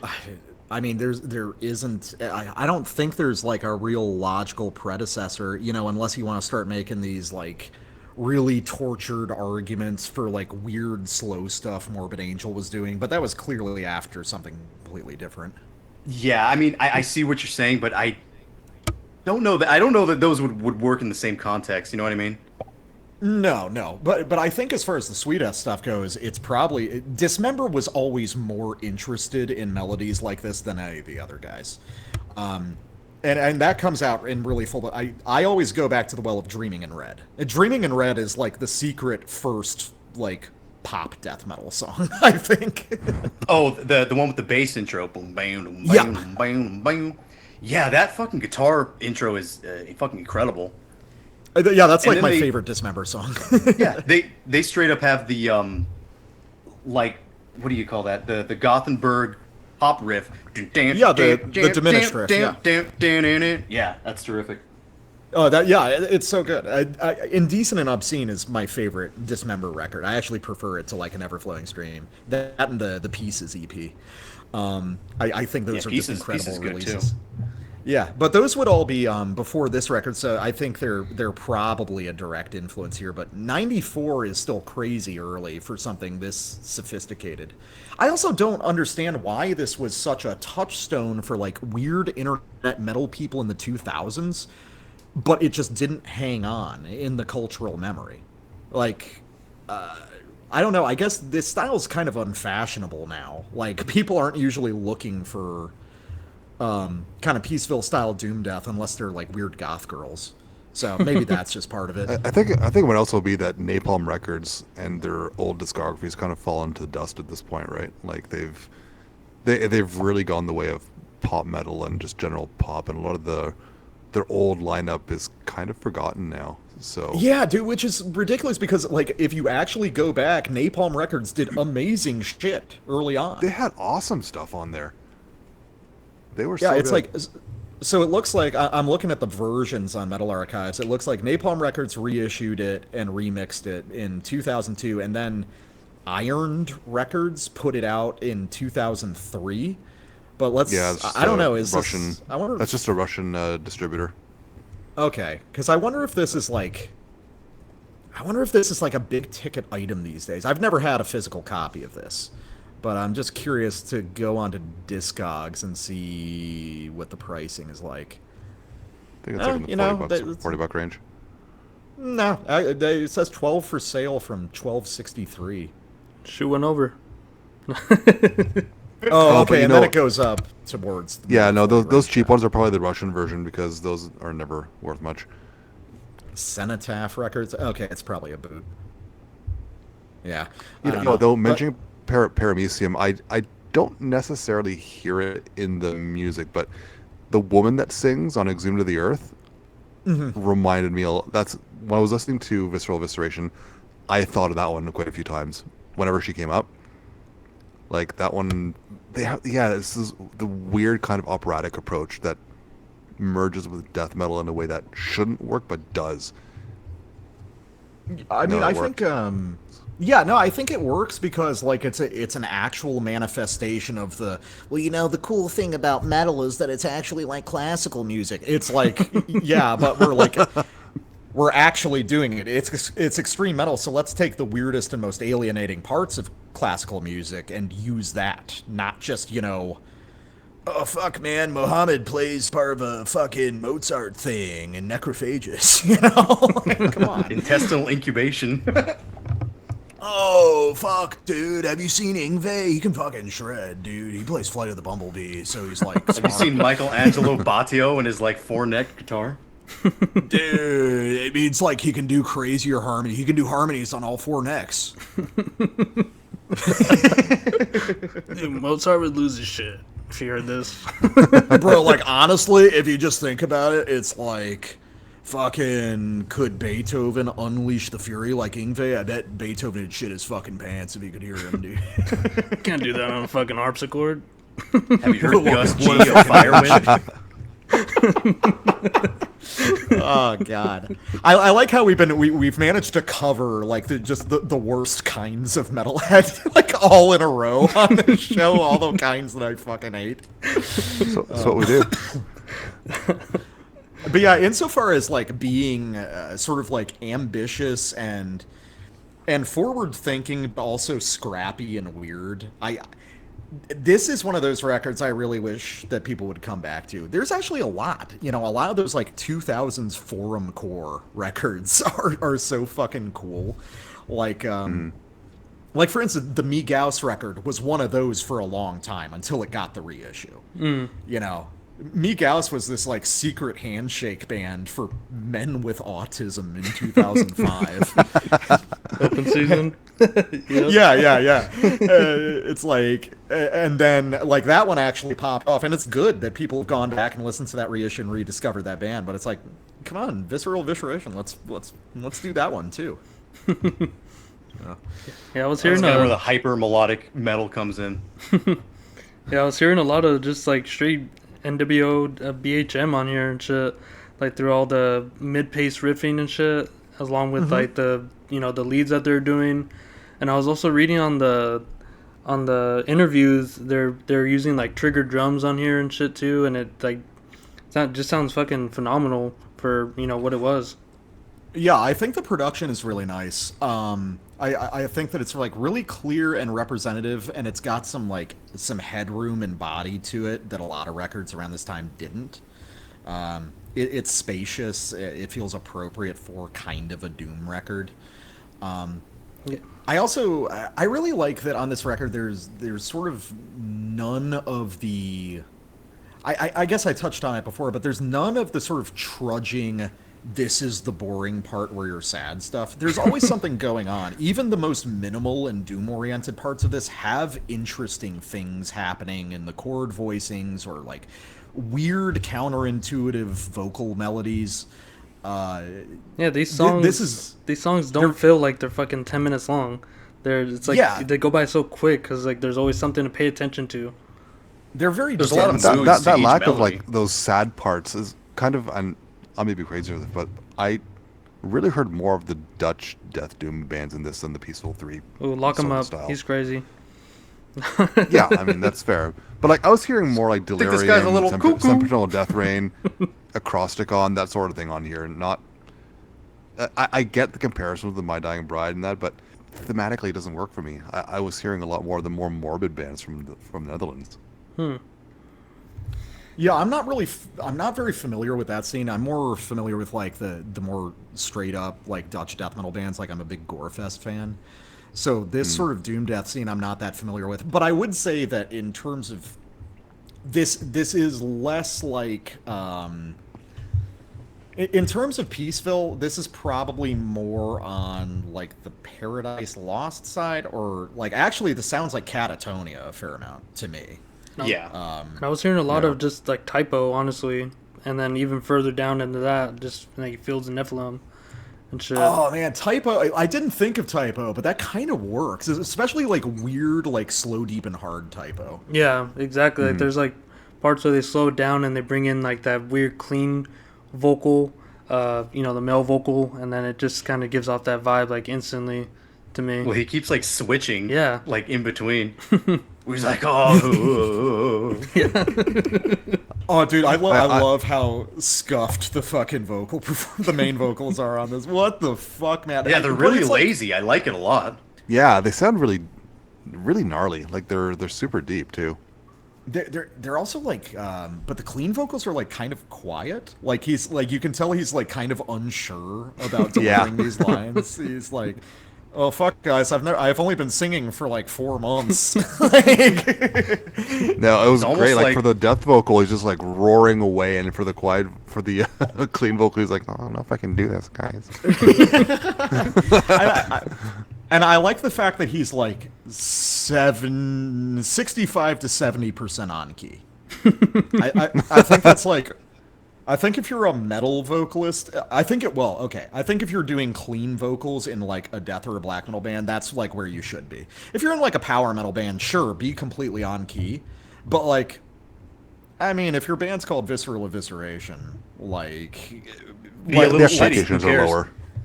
yeah, like be a little bit shitty. I think that's good. I think metal vocals should be a little scuffed. Yeah. If you're singing gore lyrics and your vocals are on key, there's something wrong.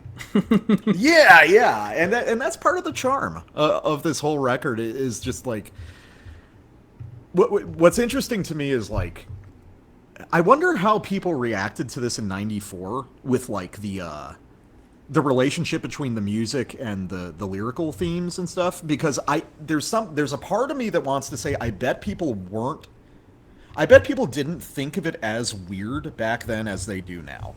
Because the rules had not been established that doom death was just about being sad about your dead wife or whatever. Yeah, exactly. It was like right in the, breeding period of that time and shit. Yeah. That's No, so but it I also might think as well what not probably be would have death happened metal. back then is people would have seen like the cover, the song titles, the name of the band, and thought, "Oh, this is fucking gore grind. This is going to be carcass worship." Listen to it and be like, "What the fuck is this?" And then toss it. Toss it.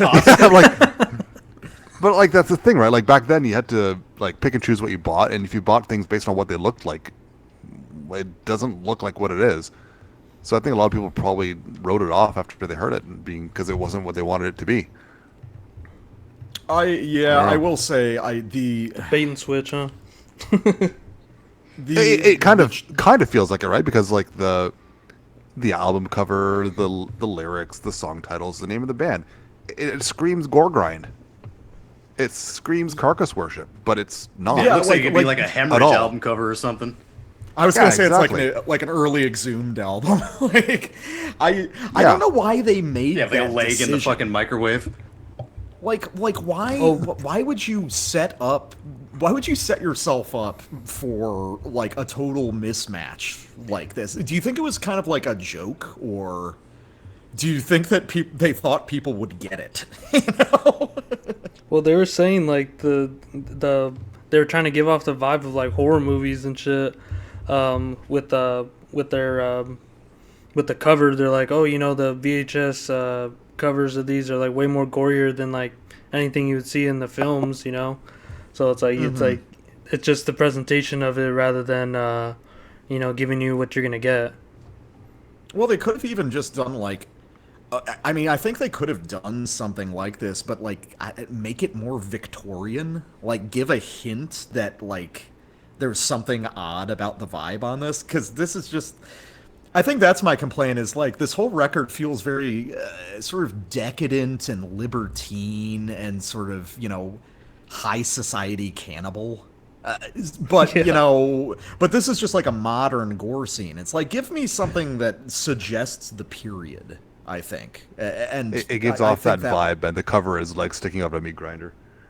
Yeah, it's like give me an elaborate Victorian dinner, where there's just a bunch of human body parts on the table. That would be cool. And they're even saying like with the in this interview with the band name, they're like, the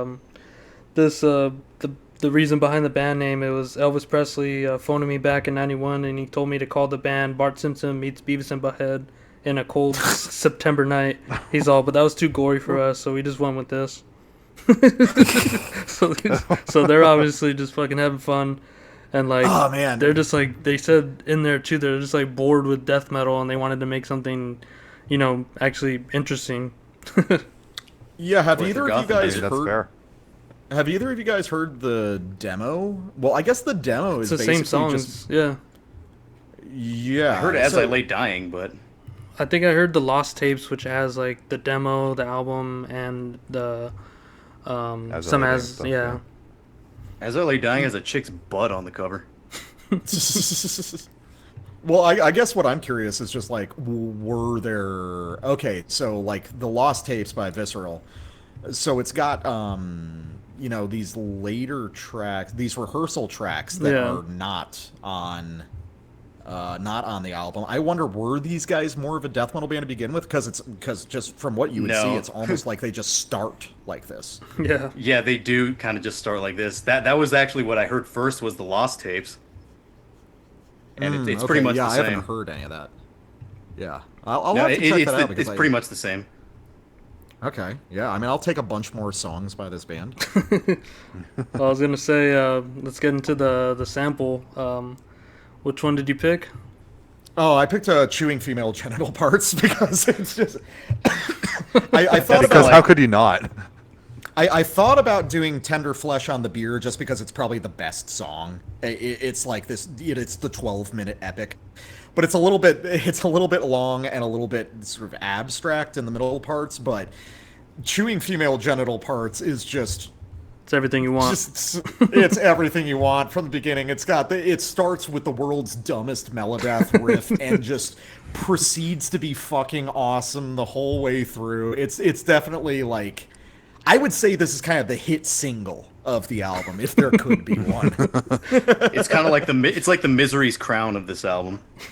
Yeah. All right, we'll listen to that Dark Tranquility reference. We'll be right back.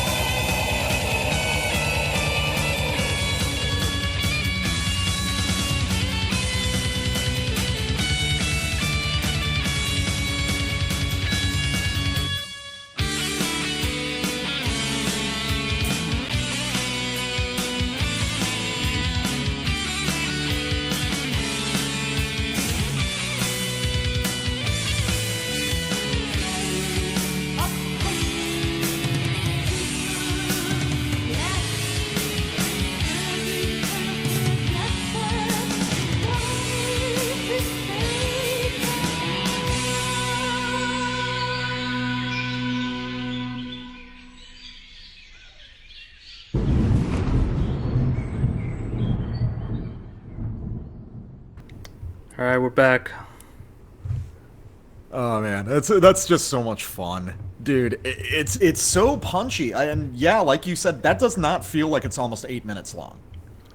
Yeah, it just goes by so quick, and you're just like, they bring back the best parts too. You know, the stupid fucking riff from the beginning. That riff is so goddamn ridiculous.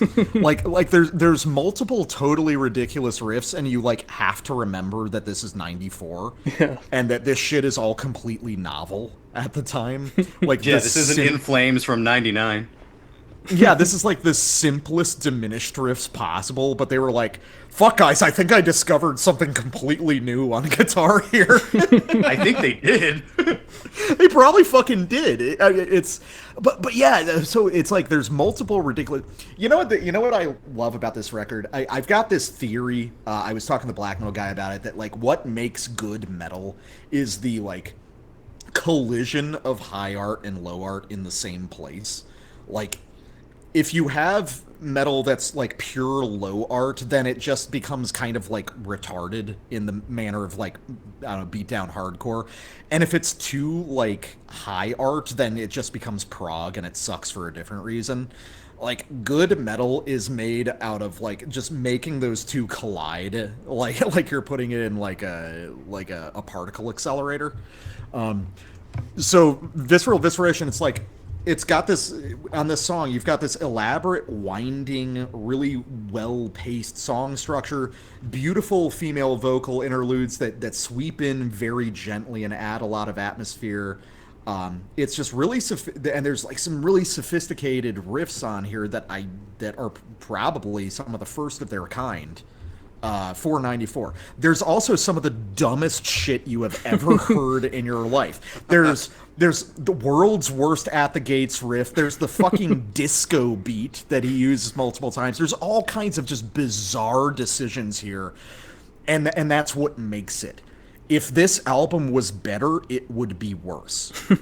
Honestly, like they like, just like the cover, they just threw some shit in a meat grinder, and that's what you get. But it's like the best possible way, though, you know. Well, I guess that what's fascinating is how well it all hangs together. You know, it really works as a concerted statement, and like the album as a whole flows super well, and I think it just gets better as it continues. Yeah. It starts off punchy and immediate, like, you know, I Am Enamored of Dead Bodies is like almost just sort of the preview of the rest of the album, and it really gets going with At the Epicurean Gynecologist, which has that longer, sort of more atmospheric intro. And then, it, like, from Knee Deep in Blood I Wade through the rest of the album, it's just like banger after fucking banger. Yeah, because that one, they just give you the bite-sized fucking almost 6-minute song, and it's just like, fuck, like, I just want to hear more and more, and there you go, you got 10-minute songs coming your way. Yeah, it's, I mean, shit, this is, like, not a short album. This is almost 55 minutes long, but it is over in the blink of an eye. Yeah. And that's something that I can't say for most of the classic Peaceville records. Even the best of those usually have at least one track that's just, like, a fucking bummer. Skip. That's, like, 10 minutes long. And, Skip. you know.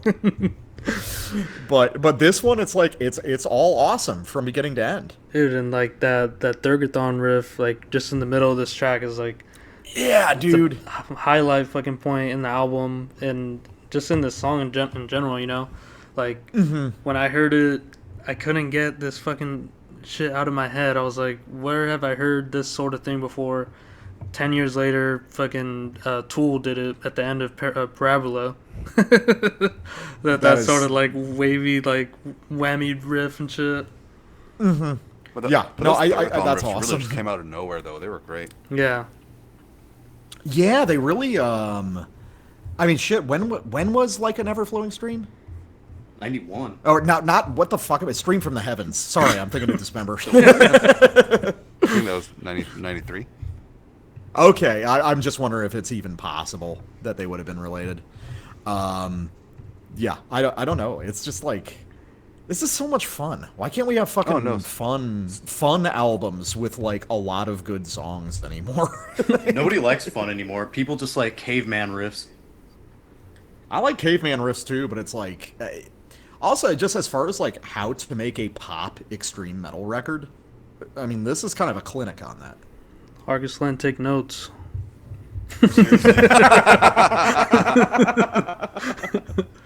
Honestly, I had so much more fun listening to this shit all week rather than, trying to get through that record.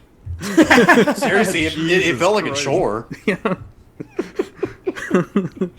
Oh, man. Well, yeah, there you go. So you just need to go with, like, mid-90s Austrian doom death, because that sounds fun. Man, if you just describe this to someone as, like, if you described it to me as, like, yeah, this is an obscure mid-90s Austrian doom death record, I'd be like, man, I can't fucking wait to not listen to that. No, you don't get it. They went into As I Lay Dying later. No. Pique some interest. No, you go, wait, a band I haven't heard of before. Now I can know them. Well, we're getting around that time. I was going to say, you got any final thoughts for this? Start with Fred. I haven't heard from you much. No, it's all good. Yeah, it's fucking weird. Like, I don't like, have we stressed that enough yet? But Look what you did, Death Metal guy. Got all weird on everything us. Everything from just the bizarre dichotomy of what the album is aesthetically to what it actually winds up being when you're listening to it is just fucking weird, and that's what makes it great. I don't think anyone could have said it better, that if this album were better, it would have been worse. Like, that just encapsulates everything perfectly. The weird decisions on this album make it what it is, and if it wasn't for that, it'd be bland. And who wants that? Not Also, me. the female vocals are just fucking wild. It's like Diamanda Gallus is on here or something. I don't know. Oh, yeah. There are parts that sound like Diamanda. Yeah, but no, it's a great one. I had heard it a long time ago. I want to say in like the early 2000s. I wasn't really super into death metal at that point yet, so I'm glad it's been like dug up for me again, because now I'm a lot more into it. So Danny good boy? call on this one. Can't believe nobody mentioned the dungeon synth, like, mystical bog interludes. Oh, yeah. Muse Perverse is awesome. More weird decisions that make it great. Fred, you said, what the hell did you say? Like Dutch death doom, right? Or like Dutch death metal, that's kind of reminds you of?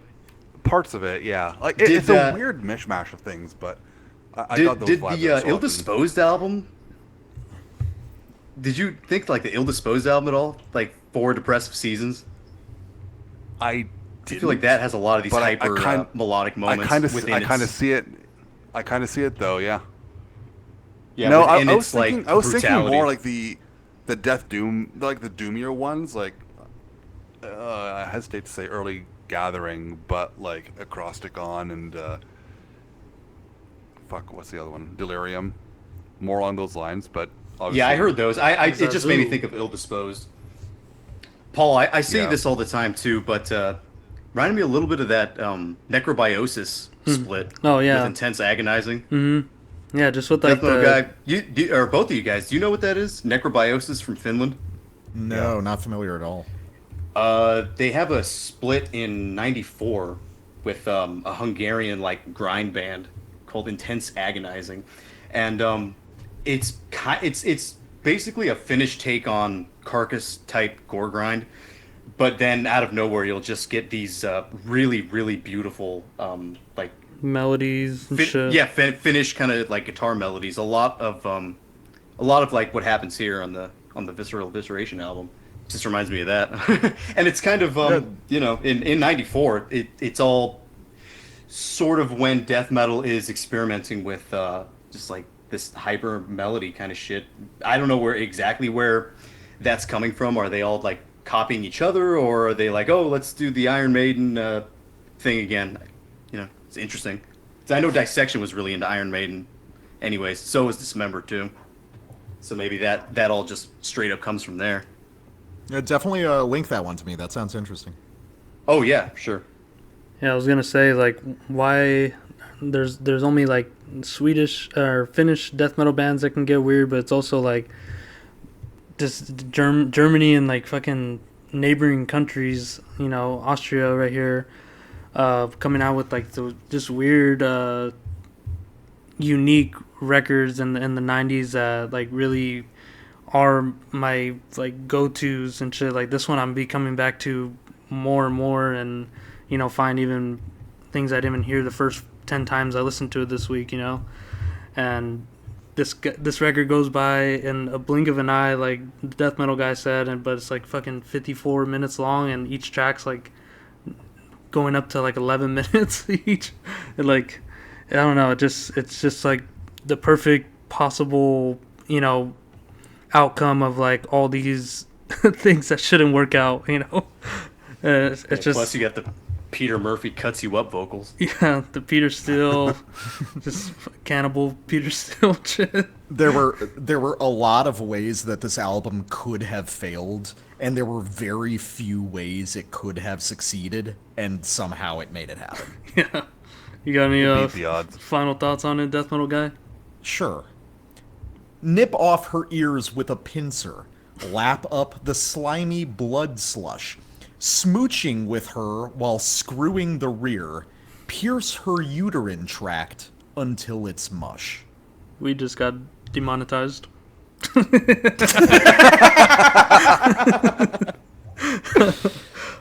just got viscerally What will we do eviscerated. without those scents?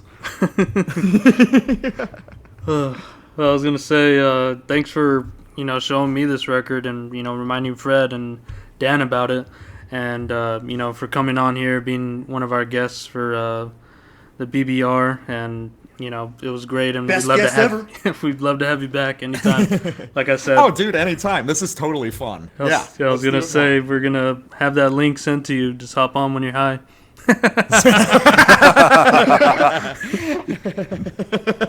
Top shelf Zaza disrupted my circadian rhythms.